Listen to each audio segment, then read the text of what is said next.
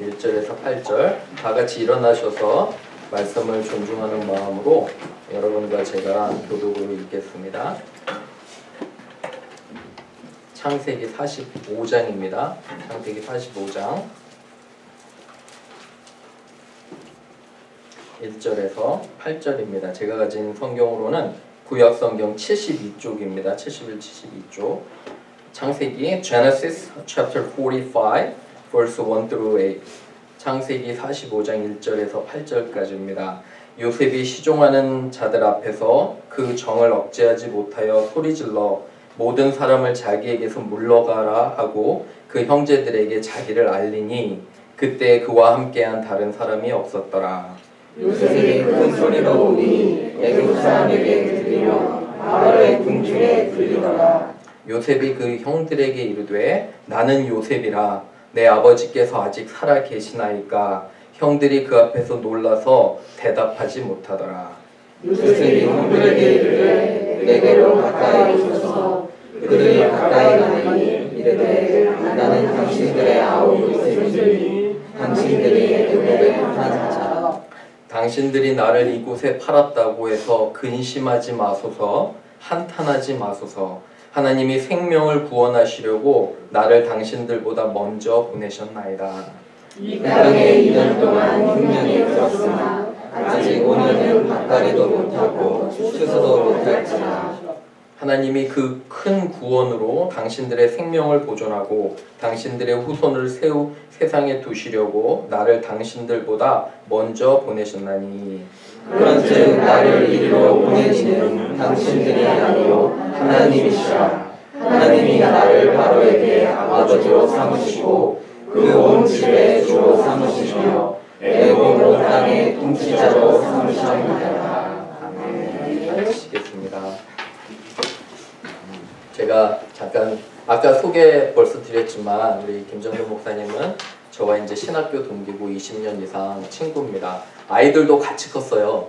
그래서 아이들도 벌써 다 대학생이 돼가지고 이렇게 다니는 거 보면 또 너무너무도 감사하고 그래요. 그래서 이렇게 모시게 돼서 감사하고 또 우리 목사님 이제 오늘 말씀 듣고 계속적으로도 기도해 주세요. 상담 사역과 그리고 플라워 마운드 교회 사역을 위해서 기도해 주시고요. 그래서 반가운 마음으로 우리 나오실 때 큰 박수로 우리 환영하겠습니다.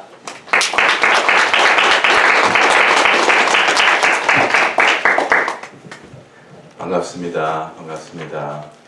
저희가 아마 5년 전에 여름 수양회 때 얼굴 뵀었던 기억이 나는데 아는 얼굴도 있고 이렇게 콜도바 한인침례교회 성도님들과 또 우리 신임환 목사님 초대해 주셔서 너무 감사합니다. 기쁜 마음으로 왔습니다. 오늘 그 말씀 잠깐 듣기 전에 잠깐 기도 잠깐 하겠습니다. 하나님 감사합니다. 이 귀한 교회에 부족한 종을 불러주시고 하나님의 말씀을 전하는 자리에 세워주셨습니다. 하나님 저는 보이지 않게 하시고 주의 말씀만 선포되고 듣는 자나 전하는 자가 다 복되게 하옵소서. 예수 그리스도의 이름으로 기도드립니다. 아멘. 저는 좀 타이틀이 많습니다. 소개를 해주셨는데 지금 주중에는 제가 하는 일이 그 널스들이나 그 다음에 멘탈 헬스 카운슬러들을 트레이닝하는 클리니컬 트레이너 역할을 하고 있고요. 그 다음에 개인적으로 저희 교회 안에 개설한 상담소에서 New Life Bridge 카운슬링 센터에서 제가 개인 프랙티스도 하고 있고, 그 교회에서는 이제 패밀리 사역자로 이렇게 가정 사역자로 알려져 있어요. 그런데 제가 오늘 전사님을 세우시는 임명장을 받는 걸 보고 제가 부사역자로만 한 22년을 섬겼거든요. 뭐 유치부 사역, 청소년부, EM, 뭐 KM 장년까지 그리고 패밀리 사역까지 다양한 사역을 한 번도 임명장을 받아본 적이 없어요. 교회에서 수석부 목사로도 합의적인데 그때도 안 받았어요. 얼마나 귀한 교회인지 몰라요. 하나님께서 사역자를 귀히 보시고 또 함께 동역할 수 있는데 너무 제 마음이 좋더라고요. 그래서 하나님이 이곳에 같이 사역하게 된 우리 전사님 부부하고 또 우리 교회 성도님들하고 축복합니다. 너무 감사한. 그러니까 예배가 너무 은혜가 되고요. 특성 들으면서 설교를 안 해도 되겠다. 그냥 벌써 찬양이 예배가 그 메시지가 다 돼서 제가 굳이 설교할 필요 있을까 내려갈까 싶을까 그런 생각을 했었습니다. 그 여러분들 요즘에 이제 미국도 그렇고 한국도 그렇고 요즘에 그 오은영 박사님이 프로그램 많이 나오셔서 그 오은영 박사님이 저기 대통령보다 더 유명한 것 같더라고요. 그래서 상담에 대해서 많이 관심이 많아졌는데 상담을 하다 보면 많은 경우에 우리가 트라우마라고 그러잖아요. 그래서 한국에서는 트라우마 이렇게 얘기하더라고요. 그래서 과거의 상처를 그게 이제 뭐 언어적인 폭력이든 아니면 여기식으로 얘기하면 차일드 어뷰즈나 니글렉트나 이런 걸 받았던 경우에 정서적으로나 때로는 뭐 육체적으로 상처를 입은 경우가 있죠. 그런 경우에 트라우마가 있어서 그것이 어른이 되어도 사실 그 상처가 겉으로 보이는 거 말고 사실 우리 관계 가운데 그 상처가 나타나게 되면 관계가 힘들어집니다. 그게 부모 자녀 사이나 아니면 부부 사이나 심지어 데이트할 때도 이 트라우마 때문에 모르던 트라우마가 툭툭 튀어나오는데 그게 뭐 때문인지 이유를 모를 때 관계가 힘들어지는 경우가 많습니다. 그래서 이 트라우마에 대한 것이 사실 미국에서도 이 멘털 헬스도 굉장히 중요한 토픽 중에 하나인데 요즘엔 이 트라우마 테라피를 안 하면 제가 예전에 다른 기관에서 이사할 때 트라우마만 있는 그러니까 소위 말하는 외상후장애 PTSD 있는 그 청소년들과 아이들만 상담을 한 적이 있었어요. 뭐 진짜 여러분이 상상할 수 없는 정도의 그러니까 아버지가 자기 앞에서 총 맞고 죽거나 아니면 양부모가 뭐 sexually, emotionally abuse해서 아이들 그러니까 그 아이들이 그냥 저렇게 정신적으로 버티고 있는 게 신기할 정도의 많은 트라우마를 겪은 아이들 만난 적이 있어요. 치료 현장에서. 그런데 그런 트라우마를 이렇게 많은 상처가 많은 친구들을 만나다 보면 한 가지 공통점이 있는데 트라우마 트리거가 있어요. 트리거는 방아쇠잖아요. 그러니까 트라우마를 생각나게 하는 일종의 그 촉발 요인이 되는 거예요. 그래서 영어로는 트라우마 트리거라고 그러는데 그게 소리가 될 수도 있고요. 그게 어떤 장소가 될 수도 있고요. 어떤 경우는 어떤 사람이 될 수도 있고요. 어떤 특정한 상황이 될 수도 있어요. 예를 들면 언어폭력을 많이 받고 자란 사람은 성인이 돼도 누군가 나에게 소리를 지르거나 약간만 목소리를 높여서 그 사람한테 얘기해도 과민 반응으로 이렇게 오버 리액션 하는 거 있죠. 되게 방어적이 되거나 화나게 얘기하는데 그냥 잠깐 목소리 톤만 높여 아니면 주변에 만약에 car crash가 있거나 아니면 다른 사람이 악기를 너무 크게 하거나 소리에 되게 민감해서 그거에 과민 반응하는 사람이 있어요. 그런 경우도 언어폭력 때문에 본인이 그게 트라우마 촉발제가 되는 거예요. 트리거가 돼서 자기 감정이 통제 안 되는 상태에 들어가게 돼요. 그러니까 트라우마가 문제가 뭐냐면 옛날에 일어난 일이 내 머릿속 어디인가 마음 어딘가에 남아있어서 그게 나를 불안하게 하거나 두렵게 하거나 화나게 하거나 아니면 여러 가지 복잡한 극심한 감정들 가운데서 내게 이게 안에 남아있는데 그걸 건드리는 거야. 트라우마 트리거가. 근데 사람들마다 우리 사실 뭐 여기 연배가 좀 있으신 분들은 한국 전쟁 자체가 트라우마였어요. 저는 이렇게 보면 한국 민족은 민족 자체가 트라우마를 겪은 민족이라고 생각해요. 일제시대, 한국, 그리고 뭐 새마을운동을 하면서 그 어렵게 살던 시절이 전부 다 트라우마죠, 사실. 그러니까 상처가 없는 사람이 없어요. 그런데 오늘 본문에 보면 요셉은 사실은 성경은 심리학책이 아니잖아요. 저는 이제 심리학 상담을 오랫동안 공부해서 성경을 바라보는 관점이 조금 다른 사람이랑 다를 수도 있어요. 근데 그게 이제 하나님 주신 저에게 독특한 은사라고 생각을 해요.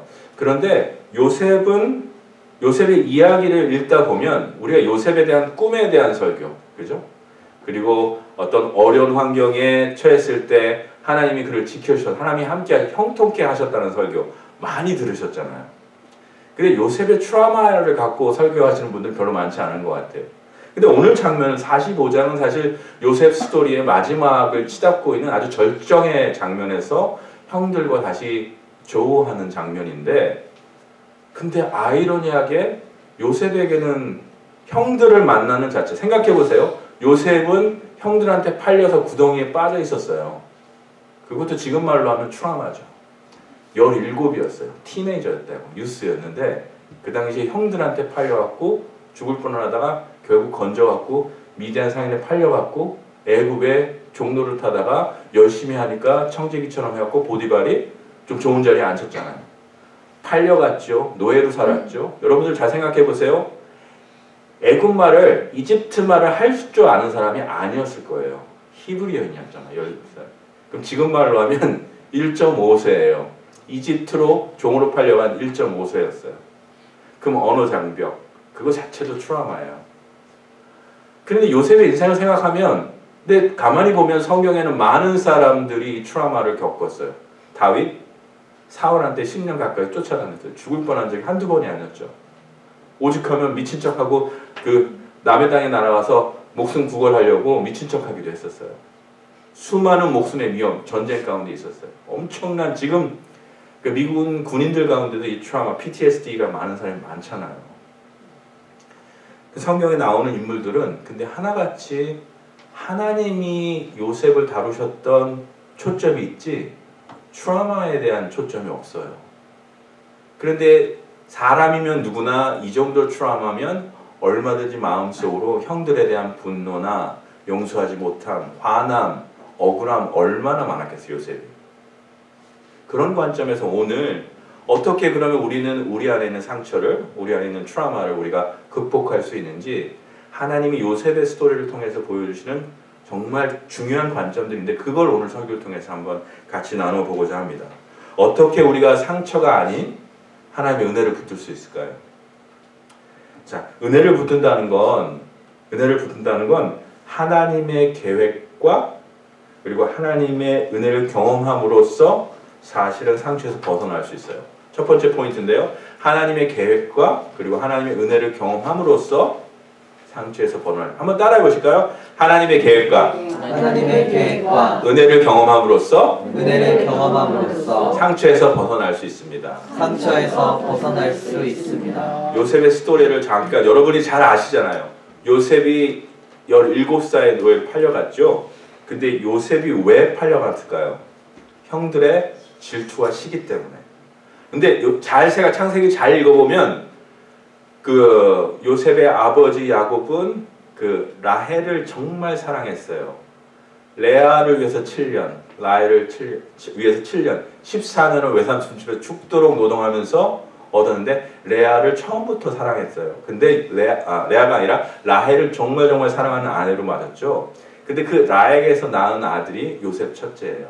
다른 아들들이 있었지만 그 다음에 마지막으로 막내가 베냐민이에요. 그러니까 라헬에게서는 아들 둘밖에 없었어요. 그러니까 요셉이 가장 사랑하는 아내 라헬에게서 낳은 아들 이 바로 요셉인 거죠. 그러니까 요셉은 이 원래부터 아버지에게 사랑을 받 채색 옷 입고 하니까 근데 이 17살에 아마 요셉이 눈치가 없었던 것 같아요. 채색 옷 입고 나가서 뭐 또 꿈꿔갖고 막 곡식단이 11단이 절을 하네 해와 달별이 절을 하네 막 이러니까 형들 앞에 그걸 눈치 없이 얘기했다 형들한테 더 미움을 산 거죠. 그러니까 죽일 놈이 된 거예요. 그래갖고 팔려간 거죠. 근데 요셉도 그렇고 요셉의 아버지도 그렇고 형들도 그 꿈을 무슨 뜻인지 몰랐어요. 아무도 몰랐어요. 하나님은 이미 요셉에게 그 꿈을 보여주실 때 하나님은 계획을 갖고 계셨던 거예요. 여러분들 그 For Spiritual Law, 그 CCC 대학생 선교단체에서 전도하는 사형리 보면 첫 번째 이루어지게 뭐예요? 하나님은 당신을 위한 놀라운 계획을 갖고 계십니다. 하나님은 당신을 사랑하시며 당신을 위한 놀라운 계획. 근데 저는 그때 대학생 때 CCC 전도하고 다닐 때 그 의미를 다 몰랐던 것 같아요. 근데 인생이 많이 지나고 나서 그 사형리의 첫 번째 하나님은 우리를 사랑하시며 우리를 위한 놀라운 계획을 가지고 계시다는 걸 정말 아멘으로 믿어요. 여러분들 믿으십니까? 아멘. 오늘 요셉에게 그 일이 일어나는 거예요. 형들에게 미움에 의해서 질투에 팔려갔죠. 그런데 형들이 그럴만 했어요. 제가 보면 요셉이 참 눈치가 없었어요. 성숙하지 못했으니까. 그런데 아버지한테 형들이 뭐라고 거짓말할까? 짐승에게 찢겨 죽었다. 아버지가 몇 날 며칠 울었어요. 근데 형들이 거기서 진실을 얘기하지 않죠. 안 그러면 아버지가 뭐 진짜 막 형들 잡아 죽일 수도 있는 상황이었어요. 가장 사랑하는 아들인데 그 요셉을 그렇게 잃었어요. 13년을 죽었다고 생각하고 살았어요. 그런데 가나안 땅에 지금 이제 야곱의 모든 가족들이 다 살고 있는 가나안 땅에 기근이 들죠. 그래서 국무총리가 13년 후에 국무총리가 이미 애국에서 되은 상태, 그 형들이 곡식을 사러 와요. 근데 그때 여러분이 오늘 성경 보지는 않았는데 42장에 창세기 42장 9절을 제가 한번 읽어볼게요. 창세기 42장 9절에 이렇게 나옵니다. 요셉이 형들을 처음 만나는 장면에 이렇게 나와요. 요셉이 그들에게 대하여 꾼 꿈을 생각하고. 한번 생각해 보세요. 자기는 13년 동안 모르겠어요. 요셉이 형들에 대한 그 분노와 아니면 화남과 이것이 왜 없었겠어요. 근데 형들이 자기는 지금 애굽의 국무총리가 돼서 근데 머리를 조아리고 고개도 못 들어요. 형들이 곡식을 구걸하러 왔어요. 내 앞에 와 있어요. 근데 형들 딱 대본에 알아보죠. 근데 요셉이 아는 척 안 해요. 보면 애굽 말로, 이집트 말로 그때는 이미 벌써 바일링구얼해진 것 같아요. 자기를 드러내지 않죠. 그리고 나서 일부러 좀 테스트를 해요. 정말 형제들이 변했나 안 변했나 모르겠어요. 성경에는 자세히 설명하지 않지만 그 은자를 숨기고 그렇게 해서 막 해서 이제 스파이가 된 것처럼 몰아갔죠. 그래갖고 시므온을 여기다 이 담보처럼 잡아두고 너희가 막내가 있다는 걸 들었어요.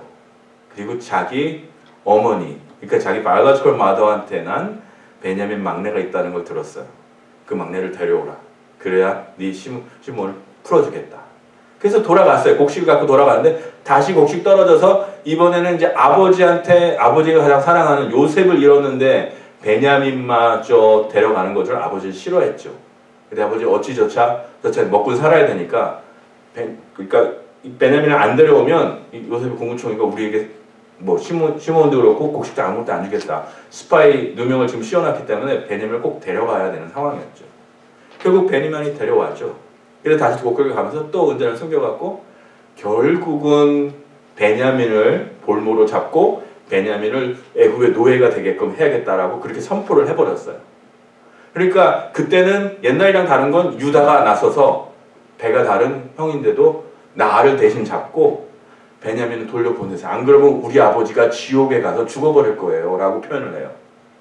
그런 상황에서 막 지금 상황이 혼전된 상황에서 막 몰아가는데 그때 이 마지막 오늘 읽었던 본문이 나오는 거예요. 45장에 요셉이 자기를 드러내는 거예요.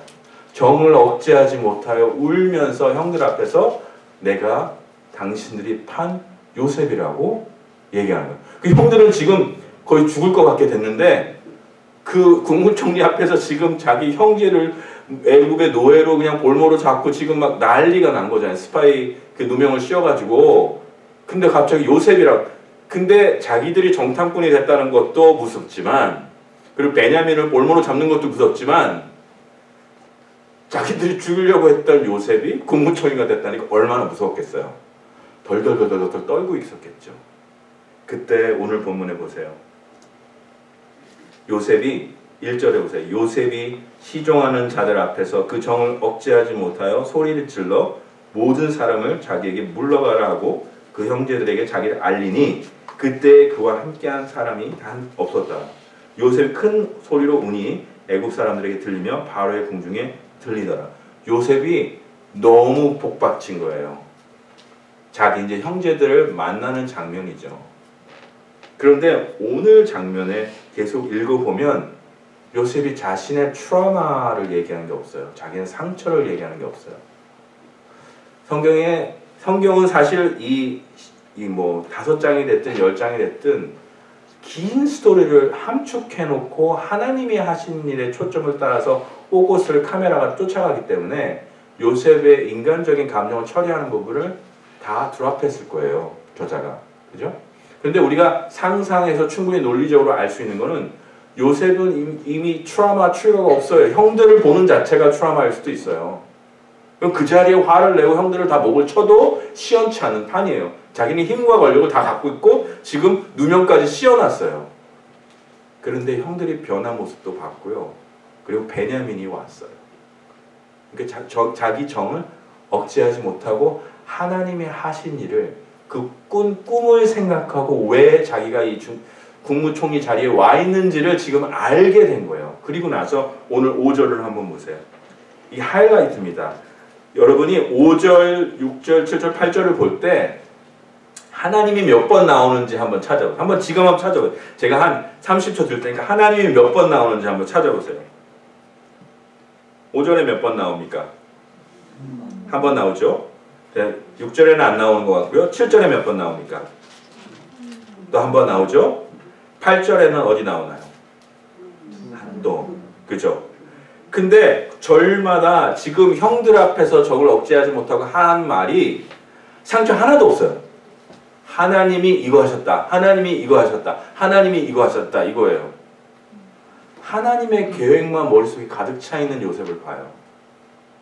자기가 감정적으로 가장 힘들었을 텐데 지금 보니까 자기 민족은, 자기 아버지는 지금 굶어 죽게 생겼는데 내가 왜 이 자리에 왔는지, 하나님이 왜 그 바로의 꿈을 해석해서 구분초리까지 올라오게 하셔서 곡식을 뭐 이렇게 비축했다가 나중에 그 나라를 더 살릴 뿐만 아니라 사실 자기 민족을 살리는데 자기가 사용되고 있다는 하나님의 계획, 꿈을 거기서 본 거예요.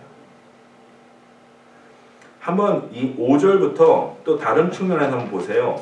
하나님이 하신 것들을 전부 다 동사형으로 표현해 놨어요. verb형으로. 5절 마지막에 보면 당신들보다 먼저 보내셨나이다. 하나님이 하신 일이에요. 그 다음에 7절에도 당신들의 생명을 보존하고 그리고 세상에 두시려고 나를 당신들보다 먼저 보내셨나니. 8절도 그래요. 나를 이리로 보낸 이는 당신들이 아니오. 그러니까 형들이 당신들이 나를 미워서 팔았지만 그러나 하나님이 뒤에서 역사를 움직이는 하나님이 당신들이 아니라 하나님의 의도에 의해서 하나님이 나를 이곳에 보내셨다는 거예요. 완전히 해석이 다르죠. 퍼스펙티브가 완전히 바뀌어 있어요. 어떻게 이런 일이 가능합니까? 여러분이 아시는 것처럼 성경을 쭉 읽어가면 사실은 요셉 지금 야곱은 족장이에요. 조그만 부족 정도밖에 안 돼요, 수가. 근데 애굽에 와서 고센 땅에 와서 정착하고 나서 거의 뭐 300만이 넘는 민족으로 자라납니다. 그리고 출애굽을 하고 사사기를 거치고 많은 왕들이 그 다음에 예수님이 오세요. 창세기 12장에 아브라함에게 하셨던 그 부르심에 나가 네 민족, 네 자손을 통해서 모든 민족이 블레스 된다고 축복을 받는다고 하는 그 약속을 사실은 요셉에 통해서 하나님이 거대한 이 구원의 계획을 이루어 가시는 그 가운데 요셉이 있는 거예요. 그죠? 놀랍죠? 요셉도 그 자체를 못 봤어요. 근데 나중에 그 큰 계획을 보고 하나님이 그 구원의 계획 가운데 요셉을 사용하고 계신 거예요. 단순히 요셉의 성공 스토리가 아닌 거예요. 단순히 요셉이 막 믿음을 잘 지켜갖고 그냥 하나님 앞에 축복받아 국무총리가 됐다. 그 소리로 끝나면 안 돼요. 하나님의 계획과 하나님의 원대한 계획 가운데 요셉이 들어와 있는데 거기에 요셉의 상처는 다 이미 치유가 되어 있었어요. 저는 상담을 하는 사람입니다. 상담하는 목사예요. 그래서 한동안 치유한다는 건 모든 잘못을 다 들추어내야 되고 옛날의 상처를 다 뒤집어내야 그런 부분이 있어요. 치유에. 이따가 얘기하겠지만 그 부분이 있어야 되는데 어쩔 때는 하나님이 우리 상처를 그대로 두시는 경우도 있어요. 하나님의 계획이 우리를 이끌어 가신다면 사도 바울처럼 어쩔 때는 그 가시가 우리를 더 겸손하게 하기도 해요. 상처가 우리를 더 겸손하게 하기도 하고 우리를 험불하게 만들어서 하나님을 더 알 수 있는 하나님의 계획을 이해하는 방법으로 우리의 상처를 사용하시기도 합니다. 하나님은 놀라운 분이에요. 그런 하나님이에요.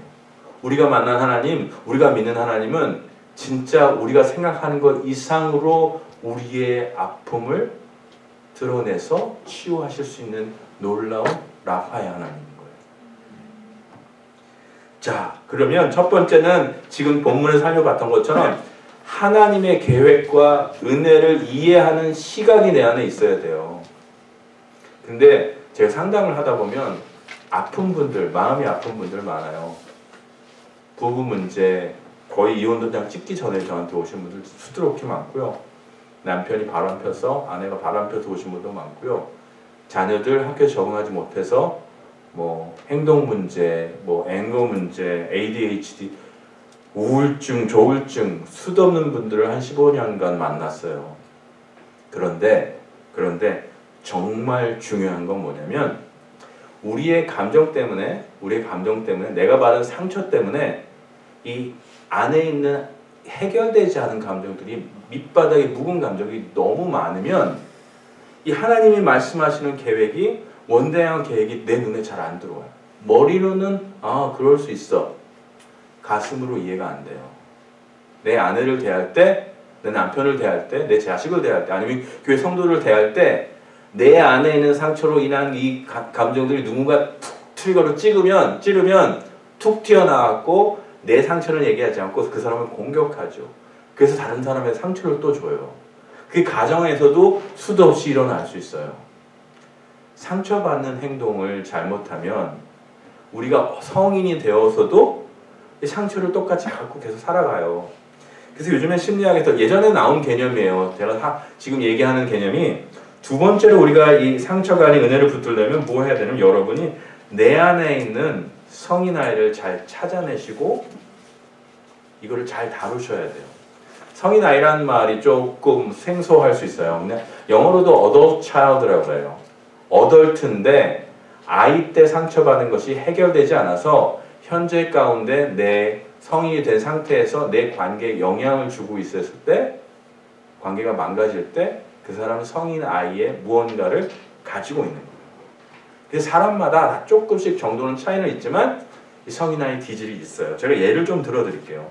근데 이 성인 아이는 부모든지 아니면 자기를 키워준 형제 자매든지 주로 자기가 원래 태어나서 자랐던 가족에서 근원이 있어요. 보통 가족 관계에서 이 성인 아이의 것들을 배워요. 그 성인 아이 거라는 거는 분노 조절하는 법, 감정을 표현하는 법, 싸우는 법, 대화하는 법, 그리고 다른 사람을 공감하는 법까지 사실 다 가족에서 원가족이라고 하죠. 내가 태어난 내 양육을 해줬던 내 부모.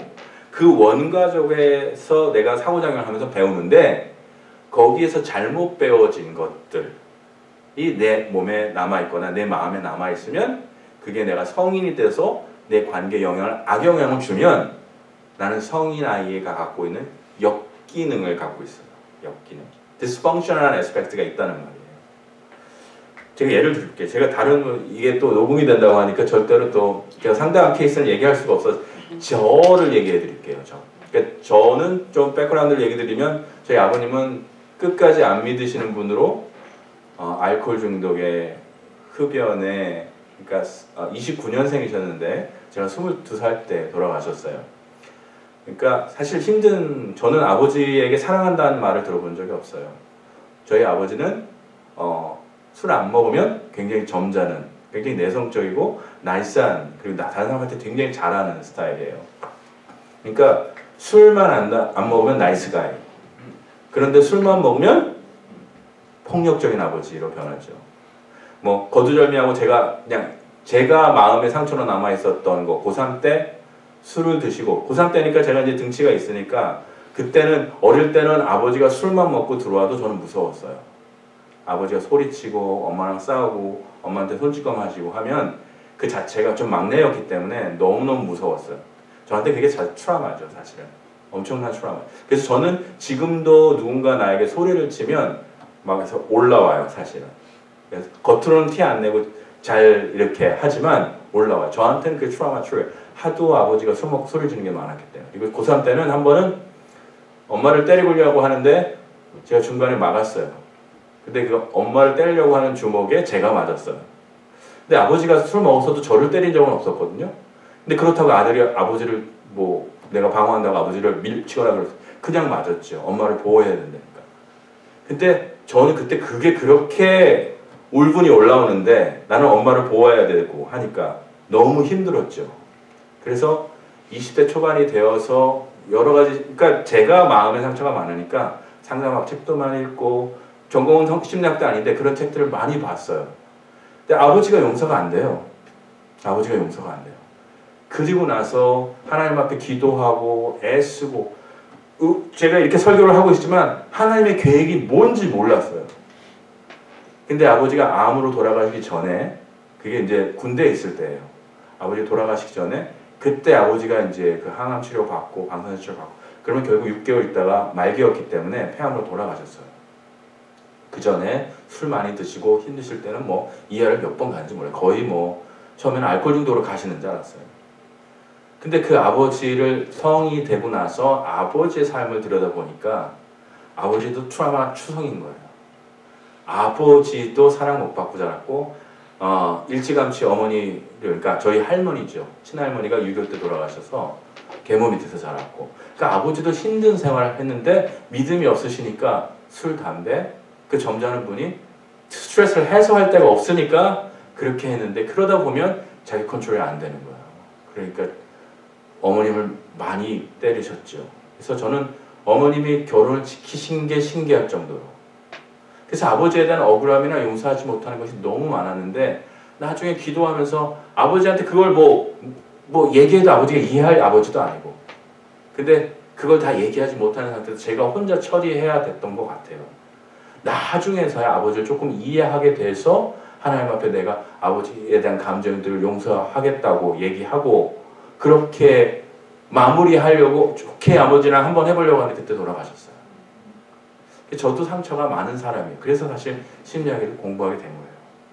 그런데 그런 아버지 밑에서 저희가 5남매입니다. 제가 막내로 자랐어요. 형이 3명이고 그리고 누님이 한 분 계세요. 여러 가지 역기능적 역할을 제가 한번 저희 가정만 분석을 해봤어요. 영웅적인 역할을 배우는 사람이 있고요. 히로, 그리고 반항아 역할을 갖고 있는 사람이 있고요. 그 다음에 수습자라는, 영어로는 enabler라고 해요. 수습자. 그러니까 모든 일을 다 처리해서 해결을 해야 돼요. 저희 엄마가 그랬어요. 아버지가 돈을 못 벌고 술을 드시고 계시면 엄마가 투잡, 뜰잡을 뛰어서라도 자식들을 먹여 살려했어요. 모든 걸 수습하는 사람이죠. 너무 힘들게 사셨죠.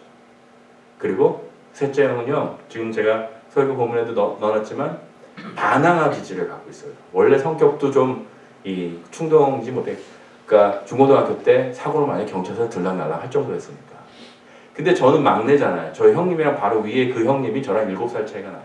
자기가 막내로 사랑을 받고 자란다고 생각했는데, 제가 뚝 40에, 어머님 40에 제가 태어난 바람에 형님이 저를 잘 안 좋아했어요. 걸핏하면 저를 손찌검을 하고, 저는 형님한테도 상처가 많죠. 많이 맞았으니까. 그러니까 제가 여기 서 있는 자체가 은혜인 거예요. 그게 벌써 30년, 40년이 지난 얘기잖아요. 제가 여기 서 있는 자체가 은혜인 거예요.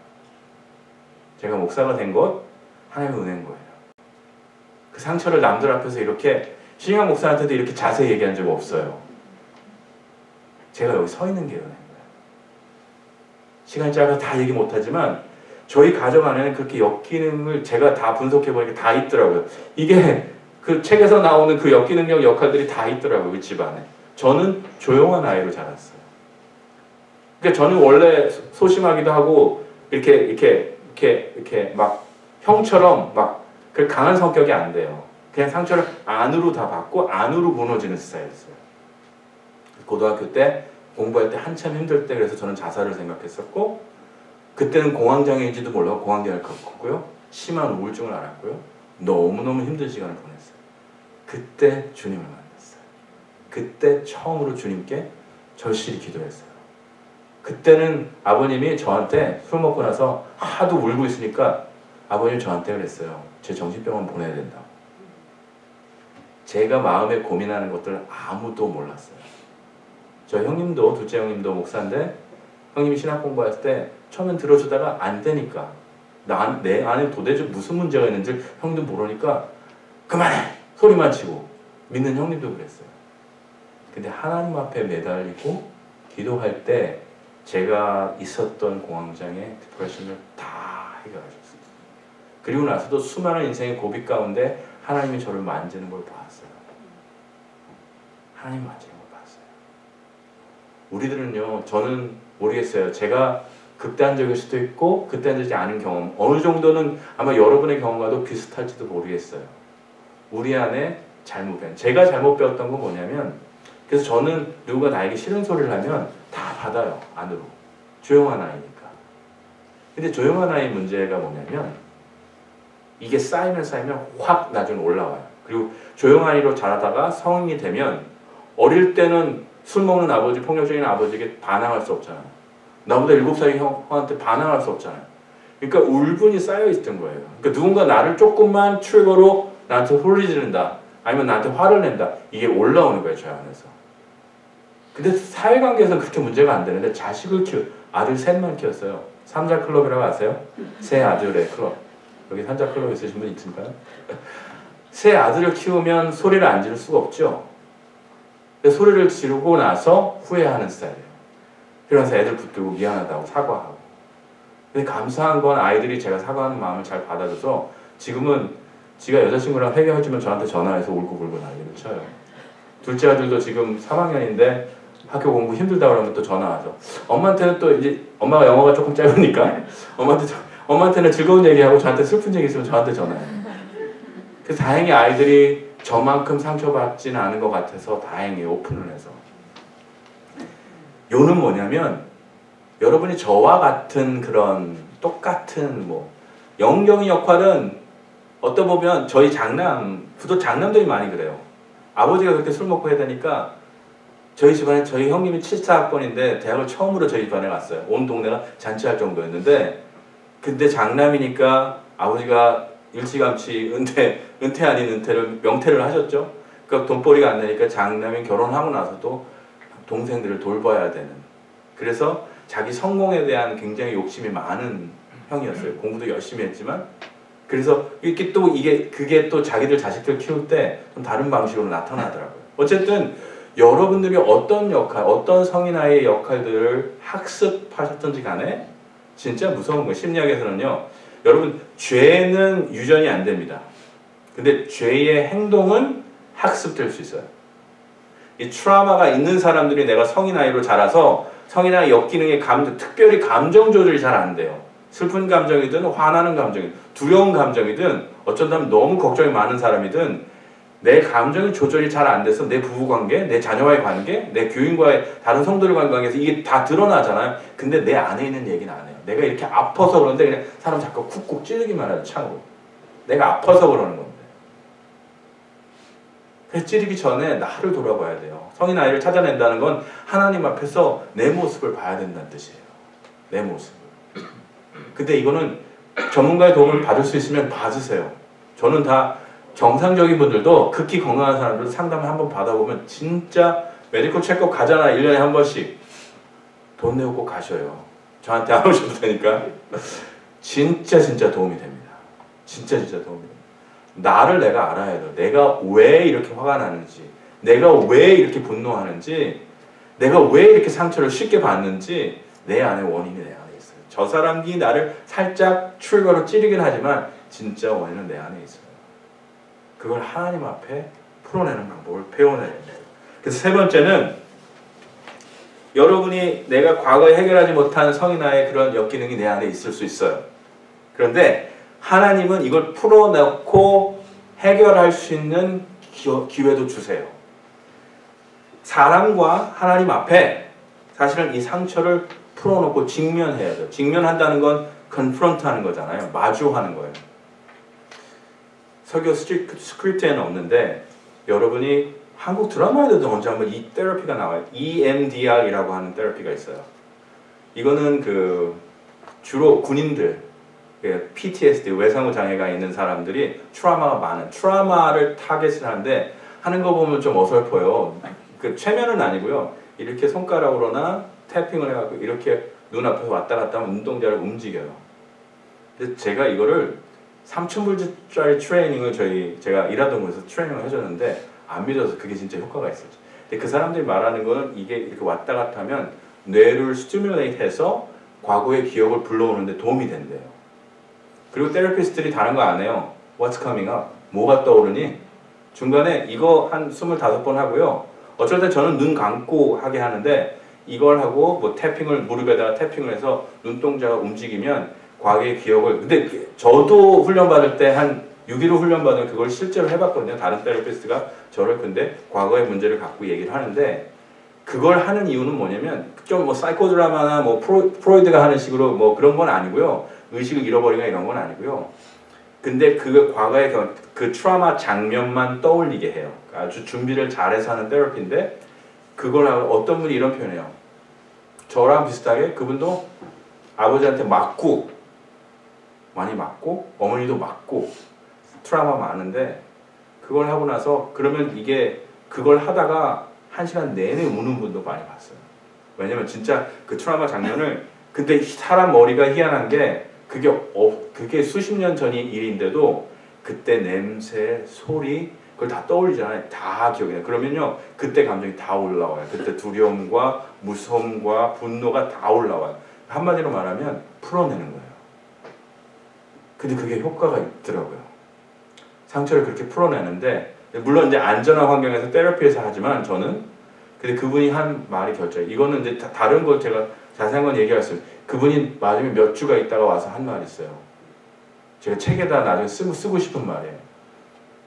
옛날 기억이 없어진 게 아니에요. 그런데 그 아버지에 대한 기억이 저기 액자에 걸려있는 그림 같대요. 지금도 떠올리면 약간 바더는 된대요. 옛날에는 막 100으로 바더가 됐으면 지금은 그냥 2, 3 벽에 걸려있는 멀리는 그림을 보는 것 같대요. 그게 아버지에 대한 기억에 대해서 내가 감정의 그 인텐시티가 그것이 줄어들었으니까 더 이상 남편이 나한테 아버지처럼 소리 질러도 내가 그처럼 옛날처럼 화를 안 낸다는 거예요. 희한한 효과가 있죠. 자, 그건 그렇고요. 여러분들은 어떻게 할 수 있을까요? 여러분들은 어떻게 여러분의 상처를 이거 뭐 여기는 여러분들 셀 그룹이나 아니면 뭐 구형 모임 뭐라고 부르시는지 모르겠는데 목장 모임이라고 부르시는지 모르겠는데 소그룹에서 우리가 사실은 자기 얘기 잘 안 하죠. 아픈 얘기 잘 안 해요. 할 수 있으면 믿을 만한 분들한테는 내 아픔을 나눠야 돼요. 풀어내요. 놔야 돼요. 제가 이렇게 하는 경험이 있어요. 제가 아버지에 대한 그런 분노나 용서하지 못하는 우리 아버지가 돌아가셨는데도 불구하고 이 자식을 치다 보니까 아버지의 모습이 내 안에서 나타나는 걸 보는 거예요. 제가 예전에 마스터 할 때, 석사할 때, 저희는 상담자들은 그러니까 진짜 우리끼리 그룹 상담을 해요. 그리고 PhD 라이센스는 학생이 저희를 그룹 상담으로 인도를 해요. 물론 이제 비밀보장 다 하고, 그때 저는 솔직하게 제 아버지에 대한 얘기를 그때 나누면서 많이 울었어요. 그 미국 애들 한 4-5명 있는데 사실 창피하잖아요. 근데 이 얘기를 하다 보니까 감정이 북받쳐 올라니까. 그러니까 아주 분노나 용서하지 못함부터 해갖고 여러 가지 복잡한 아버지에 대한 그리움까지 다 나오는데 저도 주체할 수 없이 울었던 것 같아요. 그런데 그렇게 나누고 나면 내가 내 트리거가 뭔지 알아요. 내가 어떤 것에 감정 조절이 잘 안 되는지를 알아요. 자녀들 키울 때 더 조심하게 돼요. 그래서 저는 상담을 공부한 게 저의 치유에도 도움이 많이 됐어요. 그래서 하나님이 자녀를 키울 때마다 분노가 올 때마다 어떻게 처리해야 되는지 정말 많이 노력했어요. 일단 풀어내지 않으면 내 안에 갇혀 있어요. 그 상처는. 근데 풀어내면 그것이 내가 말한 것 때문에라도 내가 그것을 다시 돌아보고 조심하게 돼요. 그리고 하나님 앞에 그것을 풀어내요. 기도로도 풀어내세요. 하나님 앞에 사람들 앞에서 여기 오늘 말씀을 보면요. 말씀을 한 구절 볼까요? 야고보서 5장 16절이에요. 5장 16절 이렇게 나옵니다. 그러므로 너희 죄를 서로 고백하며 병이 낫기를 위하여 서로 기도하라. 은혜 간구는 역사하는 힘이 큼이라.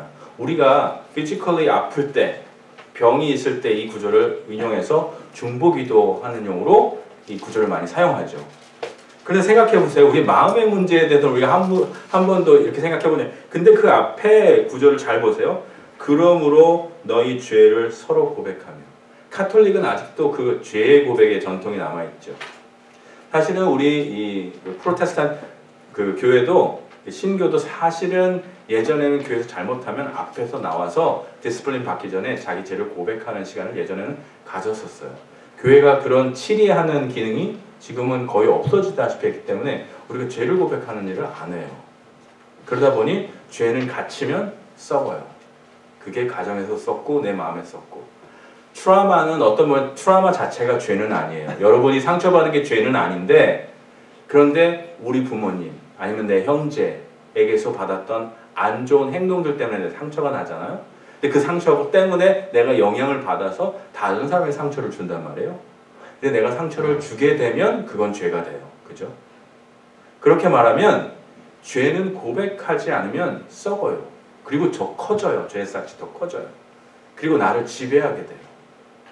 그러면 하나님의 계획이 앞에 말했던 요셉이 경험했던 하나님의 계획이 안 보이는 거예요. 감정을 풀어내는 작업과 하나님의 계획을 보는 작업을 같이 하셔야 된다는 뜻이에요. 여러분은 어떻게 하고 계십니까? 주변에 나의 악한 부분들, 연약한 부분을 나눌 사람이 있습니까? 교회 공동체는 나눌 수 있는 공동체가 되어야 돼요. 그래야 진짜 치유가 일어나요. 내가 형제한테 내가 이렇게 말해서 미안했어. 내가 화내서 미안했어. 그런데 내가 이러이러한 과정에서 자랐어.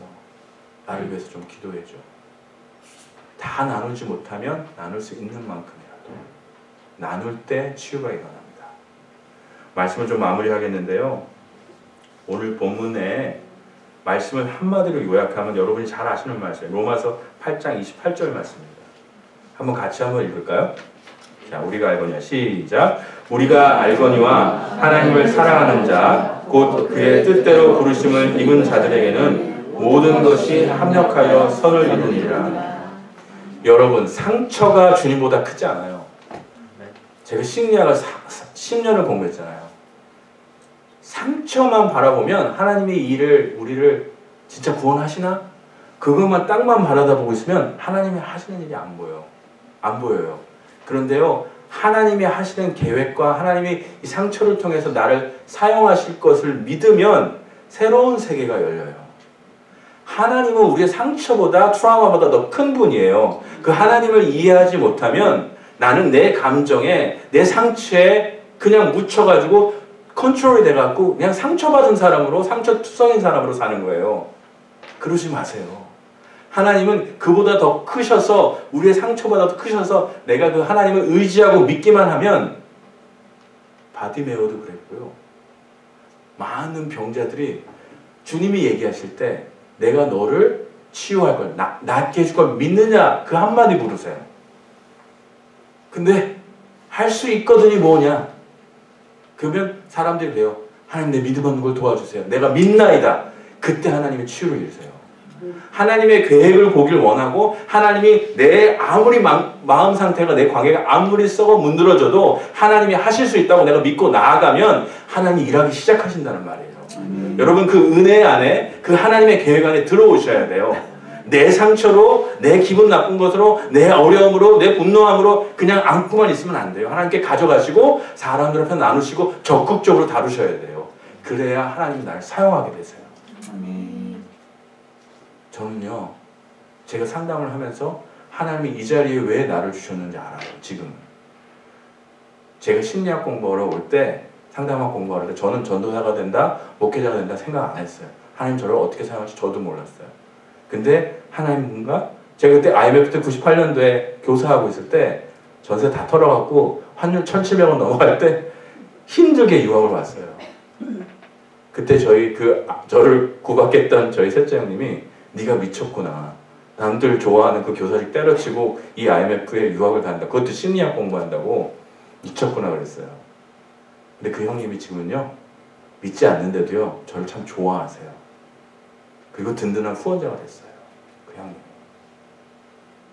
하나님이 여태까지 이루어온 저를 보면 지금도 상처투성이지만 하나님이 저를 통해 일하신다는 걸 알아요.